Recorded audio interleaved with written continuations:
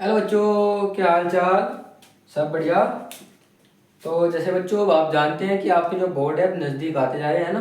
ज़्यादा समय नहीं बचा है आपके पास।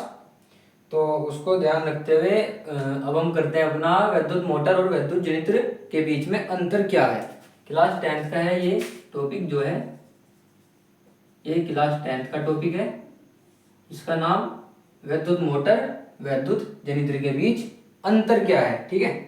अच्छा, अब मुझे बताओ कि वैद्युत मोटर क्या होता है और वैद्युत जनित्र क्या होता है। बेसिकली क्या होता है कि वैद्युत मोटर क्या काम करता है कि जो वैद्युत ऊर्जा होती है उसको यांत्रिक ऊर्जा में बदल देता है। समझ पा रहे हो कि जो वैद्युत ऊर्जा यानी पहले वैद्युत लेगा उसको क्या करेगा, यांत्रिक ऊर्जा में बदल देगा।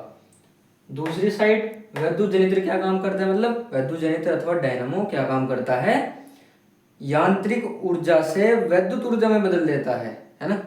कि पहले यांत्रिक ऊर्जा होगी उसके बाद उसको परिवर्तित कर देगा वैद्युत ऊर्जा में। वो काम करता है वैद्युत जनित्र। और वैद्युत मोटर काम करता है वैद्युत ऊर्जा को यांत्रिक ऊर्जा यानी पहले वैद्युत ली फिर काम कराया यांत्रिक ऊर्जा में। ठीक है। तो क्या लिखेंगे हम, वैद्युत मोटर क्या काम करता है बच्चों, एक मिनट।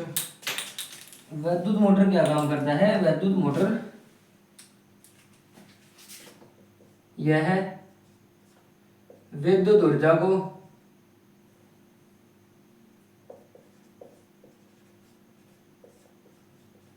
विद्युत ऊर्जा को यांत्रिक ऊर्जा में परावर्तित कर देता है, में परावर्तित कर देता है। ठीक है। यानी कि विद्युत ऊर्जा को यांत्रिक ऊर्जा में बदल देता है। इसमें क्या लिखेंगे आप कि यह यांत्रिक ऊर्जा को, किसको, यांत्रिक ऊर्जा को विद्युत ऊर्जा में बदल देता है। ठीक है। यह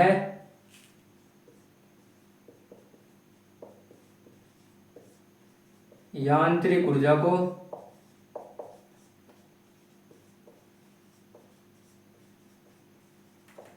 विद्युत ऊर्जा में बदल देता है। पहला पॉइंट क्लियर, यस सर। दूसरा पॉइंट, अब बताओ दूसरा पॉइंट क्या लिख सकते हो आप इनके बीच में अंतर बताओ। अच्छा, आपको पता है कि वैद्युत मोटर में कुंडली होती है और इसमें भी। ठीक है। तो क्या होता है कि जो वैद्युत मोटर में जो कुंडली होती है आपकी, उसको क्या होता है कि जो बाह्य बल, क्या बोल रहा हूँ जरा ध्यान से सुनना, कि जो वैद्युत मोटर में जो आपकी कुंडली होती है ना, उसको क्या होता है कि बाह्य स्रोत से जो बाह्य स्रोत होगा उसके द्वारा क्या किया जाता है, धारा दी जाती है। समझ पा रहे हो कि जो वैद्युत मोटर है, वैद्युत मोटर में क्या होगा, जो कुंडली होगी, कुंडली होगी, पता ही होगा आपको। तो जो वैद्युत मोटर में जो कुंडली होती है उसको क्या होता है कि जो बाह्य स्रोत है उसके द्वारा धारा दी जाती है, यानी कि बाहर से धारा दी जाती है कुंडली को। और दूसरी साइड वैद्युत जनित्र, वैद्युत जनित्र में क्या होता है कि वैद्युत जनित्र में कुंडली जो होती है वो चुंबकीय क्षेत्र के बीच होती है। ठीक है। क्या होता है, जो चुंबकीय क्षेत्र में क्या करती है, घूर्णन करती है। जो आपकी वैद्युत जनित्र में होगी कुंडली, वो क्या काम करती है, कुंडली चुंबकीय क्षेत्र में घूर्णन करती है। ठीक है। वैद्युत मोटर में क्या था कि कुंडली में जो होता है वो बाह्य स्रोत से धारा दी जाती है। वैद्युत जनित्र में क्या था, वैद्युत जनित्र में है कि जो कुंडली होती है ना आपकी कुंडली, वो चुंबकीय अक्षेत्र में घूर्णन करती है, यानी कि चुंबक के अक्षेत्र, यानी कि जहां तक चुंबक का क्षेत्र उसमें क्या करती है, घूर्णन करती है, यानी कि घूमती है। वैद्युत मोटर, वैद्युत मोटर में क्या होता है बच्चों, इसमें कुंडली,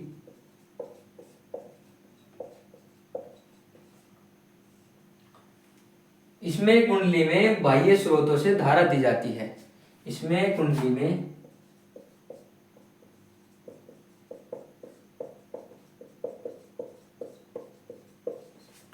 धारा दी जाती है।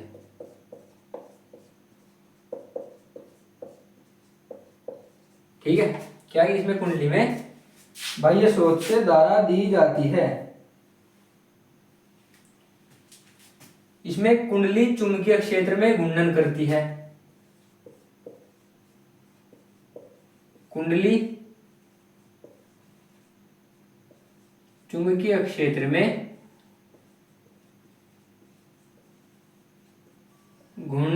करती है। ठीक है, तीसरा पॉइंट, तीसरा पॉइंट क्या लिखेंगे अब आप?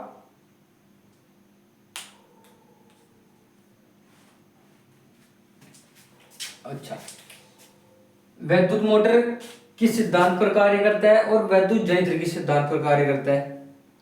बताओ, ये फ्लेमिंग के बाएं हाथ पर कार्य करता है या ये वाला फ्लेमिंग के बाएं हाथ पर कार्य करता है? बच्चों, जो विद्युत मोटर होता है आपका, ये फ्लेमिंग के बाएं हाथ पर कार्य करता है और विद्युत जनित्र फ्लेमिंग के दाएं हाथ के सिद्धांत पर कार्य करता है। दोबारा सुनना कि जो विद्युत मोटर है, विद्युत मोटर आपका फ्लेमिंग के बाएं हाथ के सिद्धांत पर कार्य करता है, विद्युत जनित्र आपका फ्लेमिंग के दाएं हाथ के सिद्धांत पर कार्य करता है। ठीक है, ये बाएं पर, ये दाएं पर, विद्युत मोटर बाएं पर, विद्युत जनित्र दाएं पर। ठीक है, ठीक है सर, ये भी बात समझ में आ गई। तो आप फटाफट लिखेंगे इसको कि जो फ्लेमिंग के बाएं हाथ के नियम पर, फ्लेमिंग के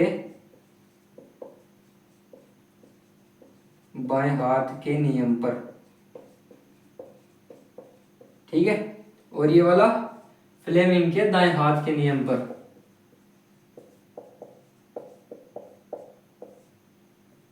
फ्लेमिंग के दाएं हाथ के नियम पर, नियम पर।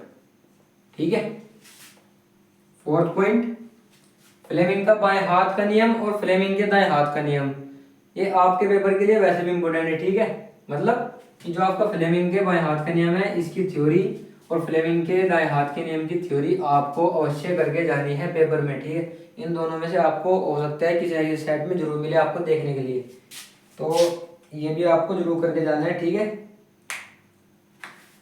इंक भी खत्म हो गई बच्चों हमारी इसमें तो।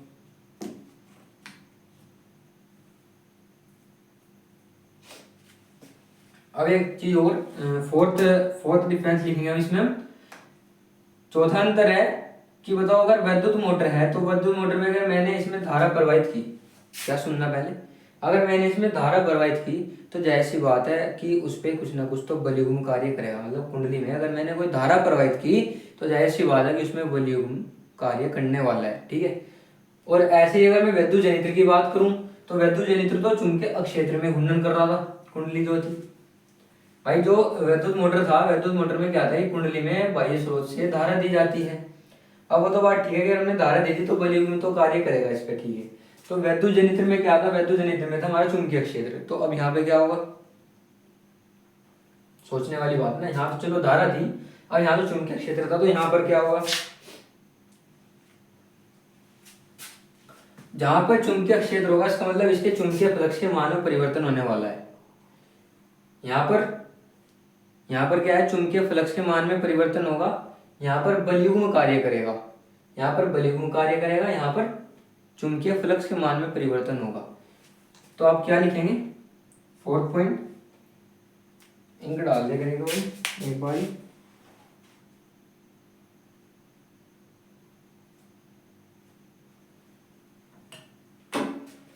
तो फोर्थ पॉइंट पे लिखना है आपको कि कुंडली में धारा प्रवाहित करने पर एक बलयुग्म कार्य करने लगता है। कुंडली में धारा प्रवाहित करने पर एक बलयुग्म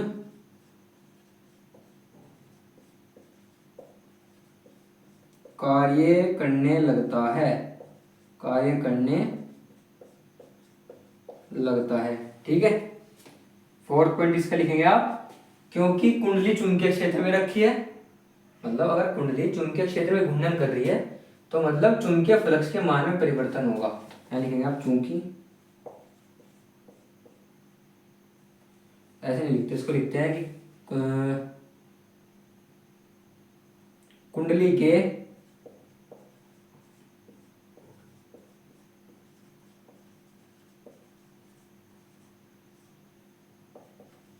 चुंबकीय अक्षेत्र में घूर्णन से चुंबकीय फ्लक्स के मान में परिवर्तन होगा। चुंबकीय फ्लक्स के मान में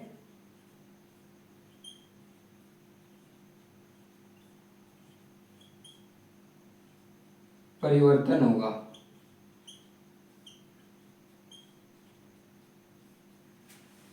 ये थे बच्चों आपके 4 डिफरेंस, किसमें, विद्युत मोटर और विद्युत जनरेटर में। ठीक है, पेपर में आएगा आपके। एक बार जरा इसको दोबारा देख लेते हैं क्या था। विद्युत मोटर यह विद्युत ऊर्जा को यांत्रिक ऊर्जा में परिवर्तित कर देता है। इसमें कुंडली में बाह्य स्रोत से धारा दी जाती है। फ्लेमिंग के बाएं हाथ के नियम पर कार्य करता है। 4 पॉइंट कुंडली में धारा प्रवाहित करने पर एक बलीगुम कार्य करने लगता है। कुंडली में धारा प्रवाहित करने पर बलीगुम कार्य करने लगता है। विद्युत जनरेटर क्या है, यह यांत्रिक ऊर्जा को विद्युत ऊर्जा में बदल देता है। कुंडली चुंबकीय क्षेत्र में घूर्णन करती है। फ्लेमिंग के दाएं हाथ के नियम पर कार्य करता है। 4th पॉइंट, कुंडली के चुंबकीय क्षेत्र में घूर्णन से चुंबकीय फ्लक्स के मान में परिवर्तन होगा। मतलब ये चुंबकीय क्षेत्र में चल रहा है इधर उधर अपना विद्युत धारा। ठीक है, तो ये था अपना विद्युत मोटर और विद्युत जनरेटर में अंतर। तो पढ़ते रहिए आप और बढ़ते रहिए। धन्यवाद आप सभी का हमारे चैनल से जुड़ने के लिए, CBT क्लासेस से।